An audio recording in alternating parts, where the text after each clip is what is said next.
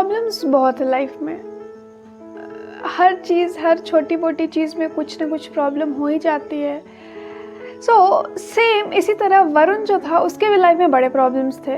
He was facing too many small problems. वैसे दूर से देखा जाए तो उसकी जो लाइफ थी it was okay, it was normal, सब कुछ था उसके पास। ही हैड अ जॉब और he had a wife, a loving wife, and उसके 2 प्यारे बच्चे भी थे। तो all in a holistic way everything was normal, very normal.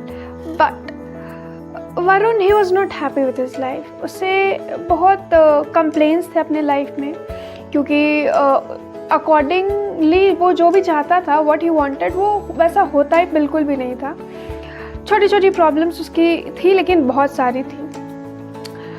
ऐसा वो बहुत ज़्यादा अपसेट रहता था। And all of a sudden उसे पता चला कि एक महात्मा हैं जो उसके शहर में आने वाले हैं। एंड ये जो महात्मा है काफ़ी ज़्यादा रेनाउंड पर्सन है। He is well known for his guidance, mentor. He is a very good mentor, बहुत अच्छा गाइड करते हैं, काफ़ी अच्छे गुरु हैं, काफ़ी अच्छे टीचर हैं, और इनके पास ना हर चीज़ की सल्यूशन होती है। He has answer to each and every questions.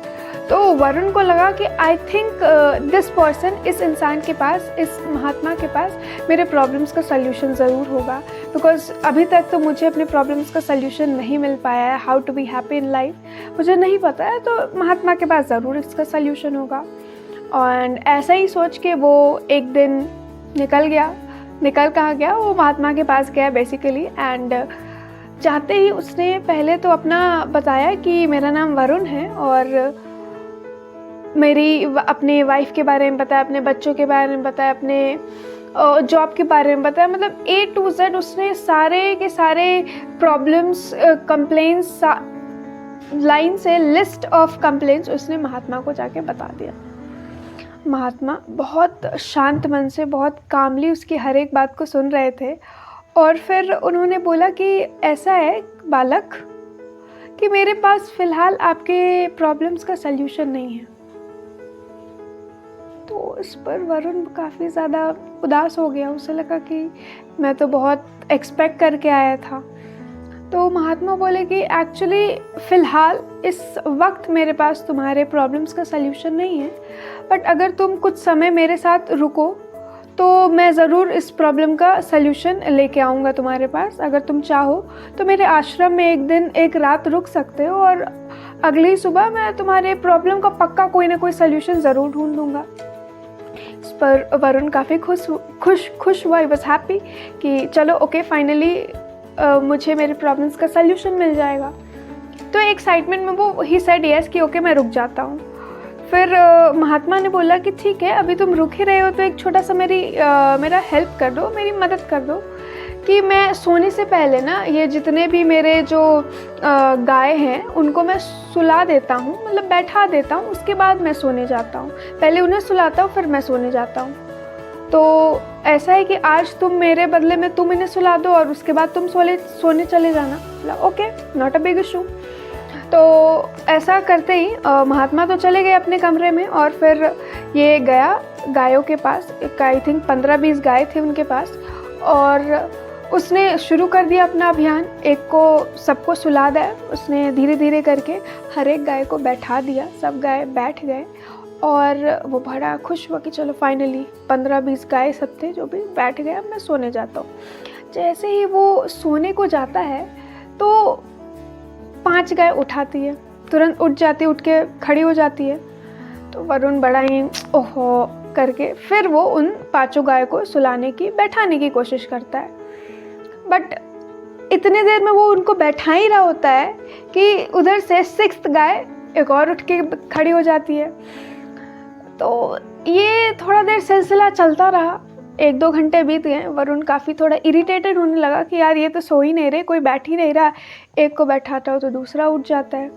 तो ऐसा वो 2-3 घंटे 4 घंटे किया। फिर एक टाइम पे वो काफ़ी ज़्यादा फ्रस्ट्रेट हो गया।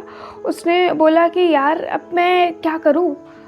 फिर से ट्राई करता है, फिर सबको सुलाता है, और एक टाइम ऐसा है कि सारी गाय बैठ चुकी थी, सारी गाय आराम से फिर से दोबारा से बैठ चुकी थी। और फिर वो सोने जाता है तो फिर सेम चीज़ रिपीट, फिर 2 गाय फिर खड़ी उठी, और ऐसा करते करते ना पूरा रात बीत चुका था, बट वो सो नहीं पाया, वो बस गायों को बैठाता ही रह गया। काफ़ी ज़्यादा वो गुस्से में था, इरिटेटेड था, झल्लाया हुआ था।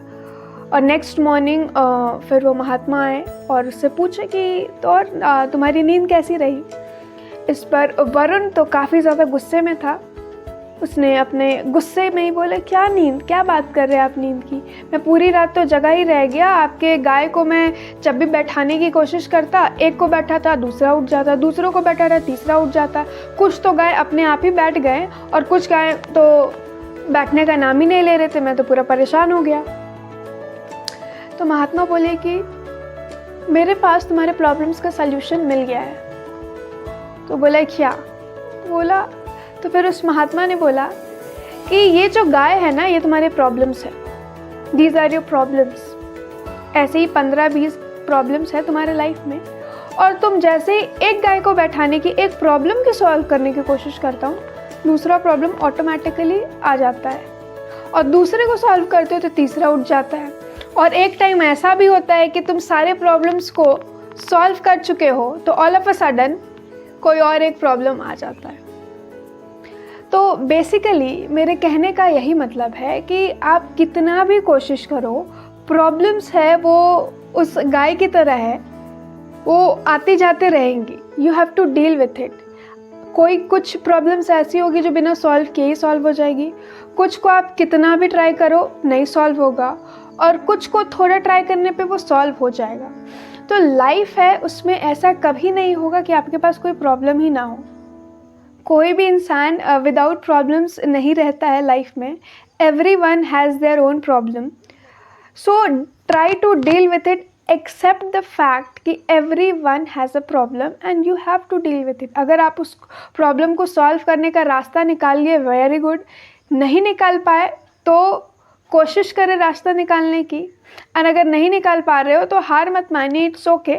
हर बारी हर कुछ प्रॉब्लम आप सॉल्व नहीं कर सकते, इट्स ओके। Thank you.